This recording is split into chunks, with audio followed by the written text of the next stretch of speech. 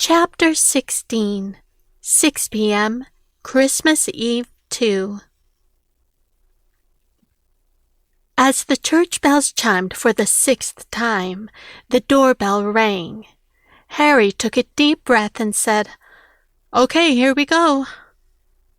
He opened the door, and there stood Martha. "Merry Christmas, Hill family," she exclaimed. "Merry Christmas, Mrs. Kennedy," replied Harry as he hugged Martha. "Who ordered this warm weather? I was pulling out my winter coat for the trip, and Joseph said I didn't need a coat, gloves, or a hat this Christmas on Earth," she said. "Ah, who's this Joseph dude, Martha?" asked Victor as he hugged her. "That Joseph dude is God's most trusted and dependable angel. He manages heaven and gives the assignments to the other angels. Best be respectful, Victor, or he might just turn you into a donkey," said Martha. "A donkey!" he exclaimed and laughed, but stopped when Martha gave him a look. "Oh, you're serious. Okay then. Sorry about that, most righteous Joseph. I was just goofing around. No offense meant," Victor replied.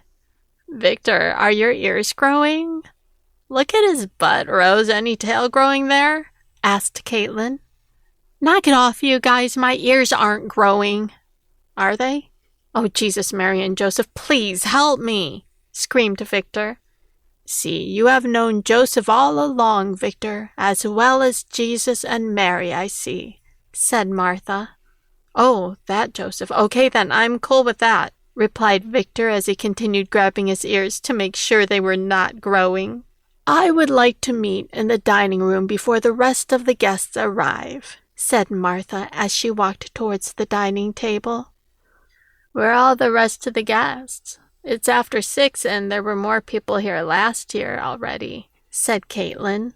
"They will not be allowed to ascend upon the house until I send the okay to Joseph," replied Martha. "I have some news for you. Susan, your sister and her husband will be visiting this house this evening. That's right, kids, you will be reunited with your mom and dad in just a few moments." I knew it. I prayed and prayed to God, "Please let Mom and Dad come to us," and now they are," shouted Caitlin. "All right now, Caitlin, calm down. There is more I need to tell you," said Martha as she continued. "Yes, your parents are coming to visit. However, they are still not reconciled. They reached a temporary truce to visit, but Rick is still very volatile. So we need to keep an eye on him at all times. Once he realizes he is human and living, he might try something ill-advised," she said. "Try something? Like try to hurt Karen and the kids or us?" asked Susan. "I don't know, Susan. I'm just making you aware that his behavior is not much different from when he was living. Still incredibly angry and mean-spirited," Martha replied.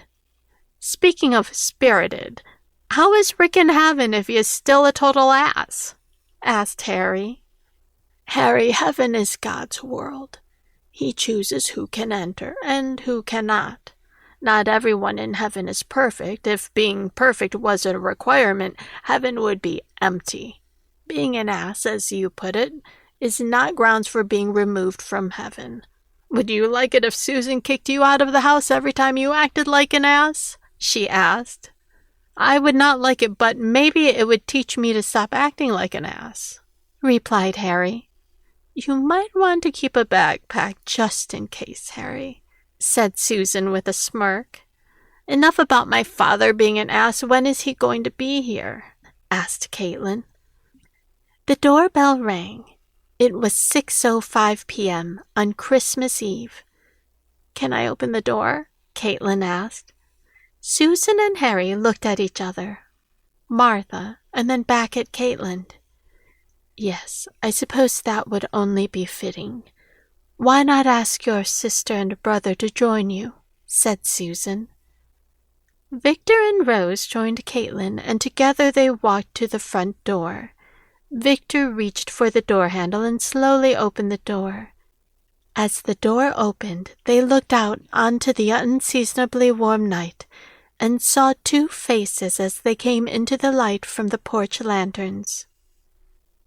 "Merry Christmas, Victor, Caitlin, and Rose," the couple said. "Oh, it's only Grandpa and Grandma," said Rose disapprovingly. "Well, nice to see you too, Rosie," her grandmother said in reply. "I'm so sorry, Grandma Marilyn. I didn't mean it like that. We thought you would be Mom and Daddy," replied Rose. "Oh, I see. Rick will be here this evening?" asked Susan's father, Grandpa Robert. Susan came walking up to her dad and Mom and hugged them both. "We have it on a trusted authority that yes, Rick and Karen will be here this evening," Susan replied as she glanced at Martha. "Then maybe we shouldn't stay," said Grandma Marilyn. "We don't like that man. He treated our daughter poorly." "Grandma, Daddy never hurt Mom and never would. Will you please give him a chance to prove that to you?" asked Caitlin.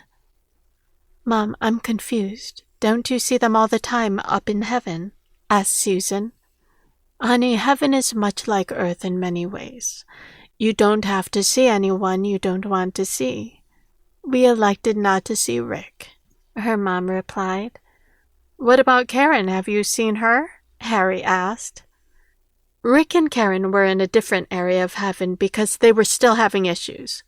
We didn't go there, and they couldn't come to the section we are in," replied Grandpa Robert. The doorbell rings once more. "Okay, this might be them. Let's try this again," said Caitlin. The three kids walked up to the door, and Victor once again turns the handle and opens the door. Again, the light from the porch lanterns illuminates the faces on the couple on the stoop. "Oh, it's just Grandpa and Grandma," says Rose. What are you talking about, Rose? Grandpa and Grandma are standing right here," says Susan. "And our other grandparents are standing on the porch," answers Rose.